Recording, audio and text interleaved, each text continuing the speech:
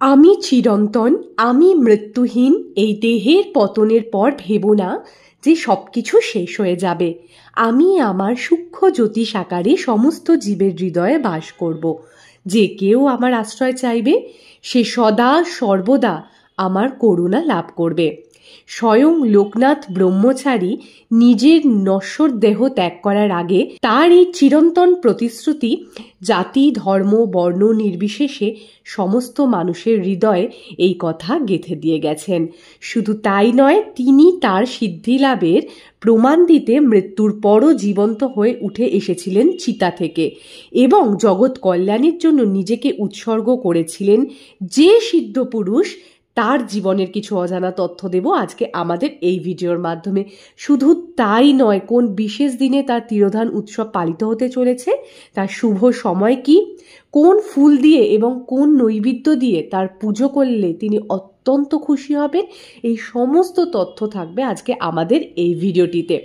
তাহলে চলুন প্রত্যেকবারের মতো শিব বাবার চরণে প্রণাম জানিয়ে আজকের আলোচনা আমরা শুরু করব। এইরূপ আরও পৌরাণিক তথ্য পেতে আমাদের চ্যানেলটিকে সাবস্ক্রাইব করুন আর পাশে থাকা বেল আইকনটি প্রেস করতে কিন্তু ভুলবেন না। কলকাতা থেকে কিছু দূর উত্তরে বারাসাত জেলার চাকলা নামক গ্রামে কমলা দেবী এবং রামনারায়ণ ঘোষালের চতুর্থ সন্তান হিসেবে বাবা লোকনাথ ব্রহ্মচারীর জন্ম হয়।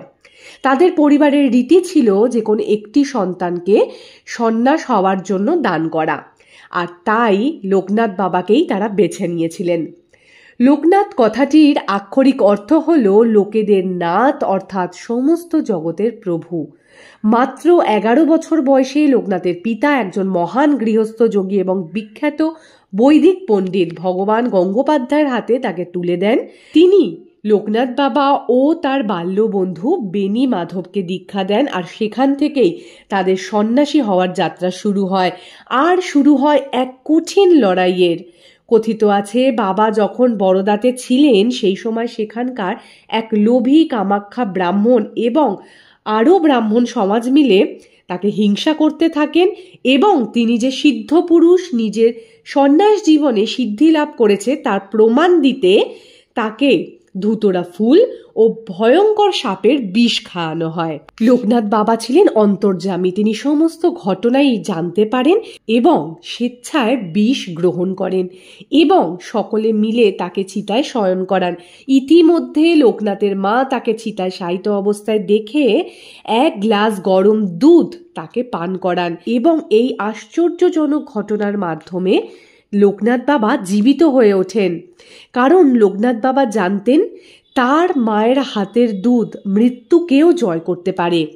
বড়দার গ্রামবাসীরা জয় জয়কার করে ওঠে এই ঘটনা দেখে এবং সমস্ত ভক্তরা তার শিষ্য হয়ে উঠতে থাকেন। লোকনাথ বাবা খুব অল্পতেই ভক্তদের ওপর সন্তুষ্ট হন এবং তাকে শিবের অবতার রূপেও পুজো করা হয়। জানা যায় এক ভক্তের যক্ষা রোগ তিনি নিজের শরীরে ধারণ করেন এবং এই ঘটনার কিছুদিন পর যক্ষা রোগে তার মৃত্যু ঘটে 160 বছর বয়সে। বাংলাদেশের নারায়ণগঞ্জ বারদি আশ্রমে তাকে সমাধিস্থ করা হয়, আর এই বিশেষ দিনটিকে বাবার তিরোধান উৎসব হিসাবে পালিত করা হয়, যা এই বছর 2025 19শে জ্যৈষ্ঠ অর্থাৎ 3রা জুন বুধবার পালিত হতে চলেছে।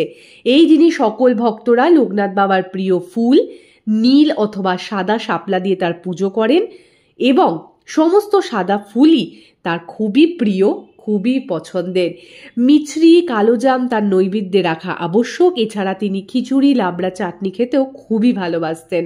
বাবা লোকনাথ বাবা খুব সাধারণভাবে নিজের জীবনযাপন করতেন, তাই তার পুজোতে শুদ্ধ ভক্তি আসল নৈবেদ্য।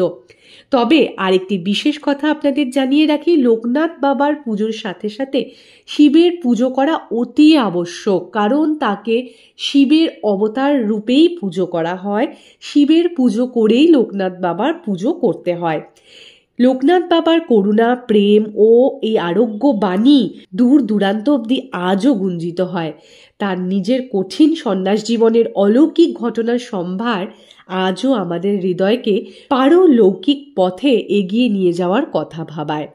আজকে আমরা আমাদের এই ভিডিওটি এখানে শেষ করলাম। ভিডিওটি কেমন লাগলো কমেন্ট করে জানাতে ভুলবেন না। ভিডিওটি লাইক করবেন, শেয়ার করবেন, অবশ্যই আমাদের চ্যানেলটিকে সাবস্ক্রাইব করবেন। আর বলতে ভুলবেন না, হর হর মহাদেব, ওম নমঃ শিবায়।